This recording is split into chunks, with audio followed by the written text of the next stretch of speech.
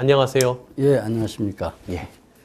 지난 시간에는 난치병과 턱관절이라는 주제로 소개를 해주셨습니다. 오늘은 어떤 주제인가요? 예, 오늘도 난치병과 턱관절이라는 주제를 가지고 더 설명드리겠습니다.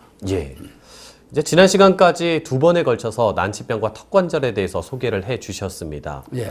또 많은 청취자들, 시청자분들께서는 아직 난치병과 이 턱관절 무슨 관련이 있을까? 또 오늘 처음 들으시는 분들도 계실 것 같고요. 소개를 좀 해주시죠. 예. 난치병 하면은 저 역시 예전에는 현대약이나 또는 한의학에서조차 치료하기가 어려운 질병이라는 그런 단순한 생각만 가지고 있었습니다. 예.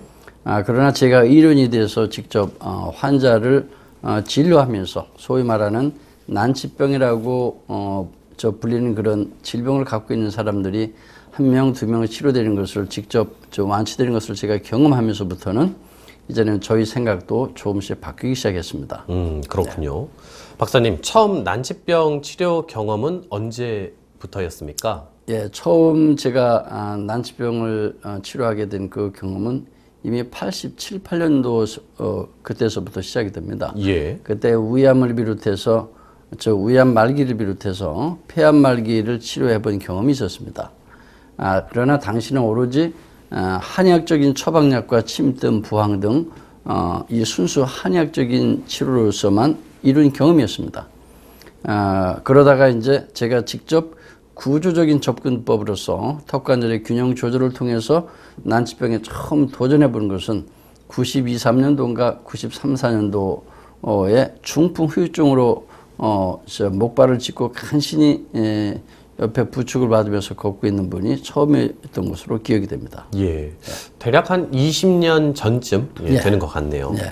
그분의 경우는 얼마나 심한 증상이었는지 소개해 주시죠. 예, 처음 제가 경험한 그 중풍 후유증 환자의 경우에는 옆에서 부축을 해야만 간신히 걸을 수 있는 분이셨습니다. 예. 혼자서는 지팡이를 짚고 간신히 한 발자국씩 뗄 수 있는 정도의 그런 심한 상태였고요. 당시에 제가 카이로프락틱과 추나요법을 배워서 임상에 조금씩 활용하던 때였기 때문에 상부경추 즉 1, 2번 목뼈가 심하게 틀어져 있는 것을 확인할 수가 있었고 그래 혹시나 하는 마음에 지금의 음양균형장치 즉 경추균형장치라고 불리는 구강내 장치를 이용해서 치료해 봤었습니다. 근데 석 달 정도밖에 치료를 안 했는데도 불구하고 활보할 수 있을 정도로 치료가 진행됐습니다. 예.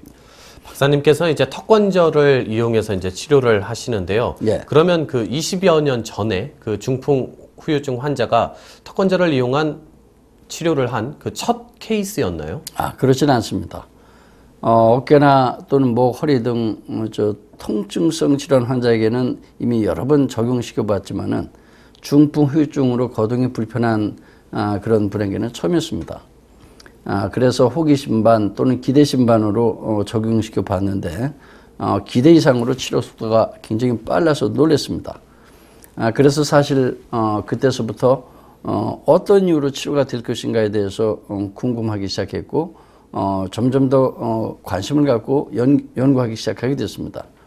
당시에는 중풍도 뇌혈관 질환이니까 혹시 뇌로 통하는 그 어떤 통로에 어떤 신경이나 혈관의 통로를 틀어막는 것이 원인이 돼서 턱이나 경추에 그런 원인이 있다면은 어떤 변화가 오지 않을까 그런 생각으로 그냥 막연한 생각으로 시도를 했던 것이 처음이었습니다. 예. 그 이후에 또 어떤 환자들을 통해 또 턱관절과 관련된 난치병을 치료하셨는지 궁금한데요. 예.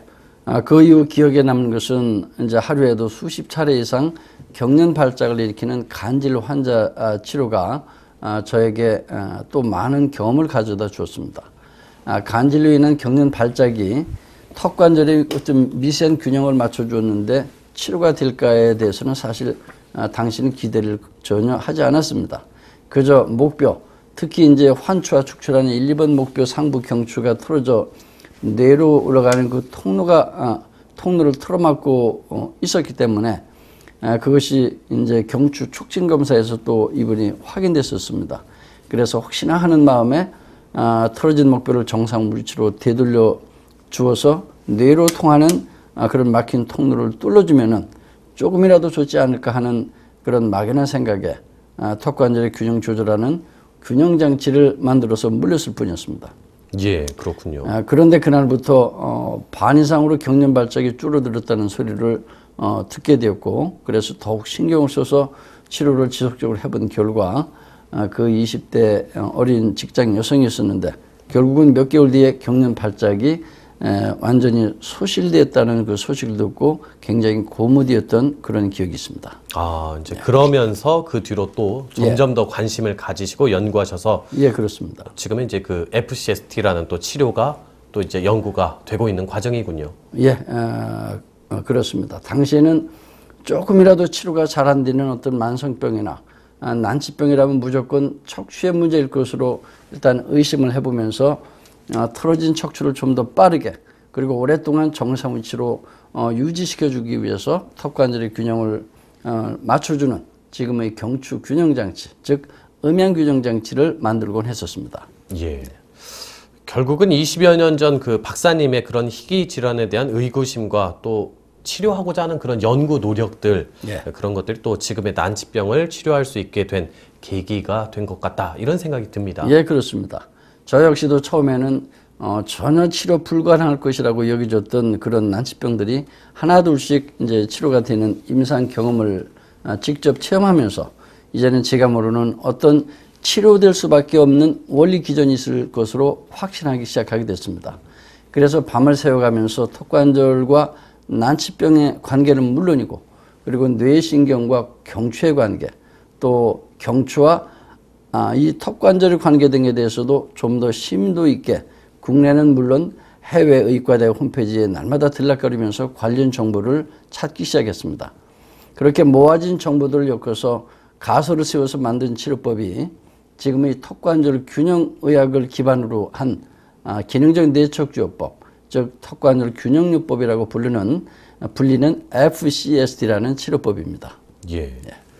박사님께서 또 턱관절의 균형 조절을 통해 난치병을 치료하기 시작한 지도 그렇게 보니까 한 20년 정도 시간이 지난 것 같습니다. 예, 그렇습니다. 그러나 예전에 제가 한번 언급한 적이 있었습니다만은 턱관절의 균형 조절을 위한 FCST가 탄생되기 시작한 가장 근본 이유는 사실은 저의 마비된 오른손을 치료하기 위해서 시작된 것이 사실상의 처음 턱관절 연구하기 시작한 계기가 됐었습니다. 그 박사님의 오른손이 또 마비가 된 적이 있었군요. 어떻게 보면은 또 그것이 계기가 돼서 지금 그 턱관절을 이용한 치료법 FCST가 탄생했겠다, 이런 생각이 드네요. 예, 저도 그렇게 생각됩니다. 만약에 저를 치료하기 위해서 87년부터 온갖 치료를 다 하면서 다른 치료로서 이 오른손 마비가 치료됐더라면 연구가 되지 않았겠죠. 그러나 어떠한 치료를 해도 치료가 불가능했고 끝까지 추적하면서 연구하면서 하다 보니까 지금의 FCST가 탄생된 그 배경이라고 말씀드릴 수 있겠습니다. 예. 그래도 탄생 배경을 쭉 이렇게 들으니까요, 난치병과 턱관절의 관련성, 관계에 대해서 조금 더 이해하는 시간이 된 것 같습니다. 최근에는 박사님 클리닉에는 어떤 난치병 환자들이 찾고 있는지 궁금한데요. 예. 요즘은 서비칼 디스토니아라고 불리는 연축성 사경증, 이걸 또 다른 말로 근이상 긴장증, 또 근긴장 이상증, 이렇게 주로 불리는데요. 이런 희귀한 난치병 환자가 또 많은 프로테이즈를 차지하고 있고, 그리고 방학이라 그런지 요즘은 이제 초, 중고등학생들에게 가장 발병이 많은 뚜레장애, 틱장애 환자들이 가장 주종을 이루고 있습니다. 예. 그리고 나머지는 이제 안면 비대칭이라든지, 즉 양악 수술을 대기 중인 안면 비대칭 환자, 또는 각종 이용의 통증 질환, 척추관 협착증으로 인한 보행장애라든지 3차 신경통 등의 질병이 또 그 다음으로 많은 편입니다.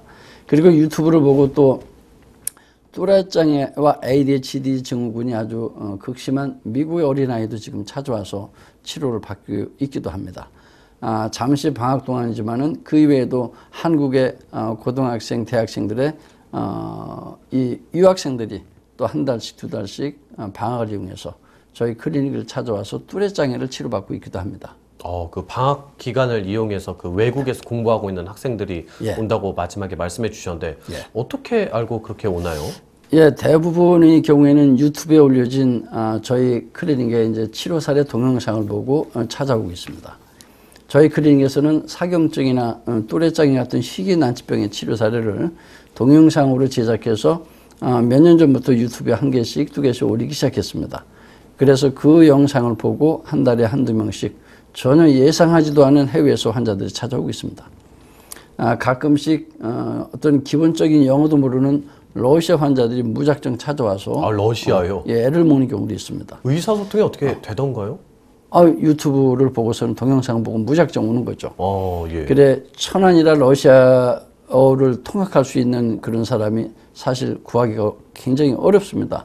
그리고 제가 러시아어 환자를 통역사를 구하지 못해 애를 먹는 때 마침 또 왔던 러시아 환자가 있었는데 그 사람 경우에는 자기가 다급하니까 SNS를 통해서 한국말을 할 수 있는 러시아인을 한 사람 데리고 와서 자기가 통역을 하도록 또 한 경우가 있었습니다. 그 인터넷을 통해서 또 박사님을 알게 되고 또 인터넷 통해서 그 한국말을 할 줄 아는 또 러시아인 자기가 직접 구해서 돌아오기도 하고 있습니다. 참 인터넷이 넓고 참 신기한 부분이 많은 것 같습니다. 예, 그렇습니다. 그 이제 중간에 사경증이나 또래장애, 특장애 같은 환자가 참 많이 찾아온다 이렇게 말씀해 주셨는데요. 미국이나 의료 선진국에서도 치료가 참 어렵다고 들었습니다. 예, 물론 해외에서도 당연히 그렇습니다. 치료가 어려운 질병이라기보다는 아직까지도 현대에게서는 거의 고치지 못하는 질병으로 그렇게 질병군에 해당되고 있습니다. 그래서 저희 클리닉은 해외 환자를 좀 더 많이 유치하기 위해서 다각적인 계획을 또 세워놓고 있습니다. 예. 그러면 박사님께서는 이 사경증이나 특장애 같은 난치병들 얼마나 많은 치료 가능성을 보고 계십니까? 예, 현재까지 2011년부터 지금까지 저희 클리닉에 치료한 환자들이 통계만 가지고 본다면은 사경증의 경우에는 약 한 80% 이상의 치료율을 보이고 있고요. T장애, 또래장애 같은 경우에는 비록 치료 기간이 많이 걸리기는 하지만 많이 걸리는 경우가 있지만은 대부분 완치에 가까운 치료율을 보이고 있습니다. 예. 벌써 미니 강의 마칠 시간이 다 됐는데요. 마무리 말씀 부탁드리겠습니다. 예. 시청자 및 청취자 여러분, 우리가 갖고 있는 대부분의 그 질병은 척추에서 비롯됨을 저는 저 자신의 임상을 통해서 직접 체험하였고, 그리고 저를 찾는 많은 환자들의 치유를 통해서 또한 체험하였습니다. 여러분이 갖고 있는 대부분의 질병은 그것이 가벼운 질병이든 난치병이든 그리고 모두 여러분의 척추와 관련되어 있다는 사실입니다. 그리고 여러분의 척추 문제는 여러분이 턱관절의 불균형, 즉 턱관절의 미세한 불균형이 원인에 대해서 발생된다는 사실입니다. 시청자 및 청취자 여러분, 턱은 아프거나 안 벌어지거나 또는 소리가 나야만 턱관절의 이상이 아닙니다. 턱은 아프지 않고 또 잘 벌어지고 또 소리가 전혀 나지 않아도 미세한 턱의 좌우 또는 전후의 그 불균형은 여러분의 척추를 틀어지게 하고 여러분의 신경계를 고장나게 만들며 여러분이 갖고 있는 각종 난치병, 만성병을 유발시키는 주범으로 작용하고 있습니다. 왜냐하면 턱관절에 분포된 수많은 신경이 전신의 대부분 척추와 연결되어 있기 때문입니다. 그리고 여러분이 갖고 있는 대부분의 질병은 여러분의 척추와 연결돼서 또 나타나기 때문입니다. 여러분께 드리는 오늘 저의 작은 외침이 여러분께 희망이 되시길 바랍니다. 감사합니다.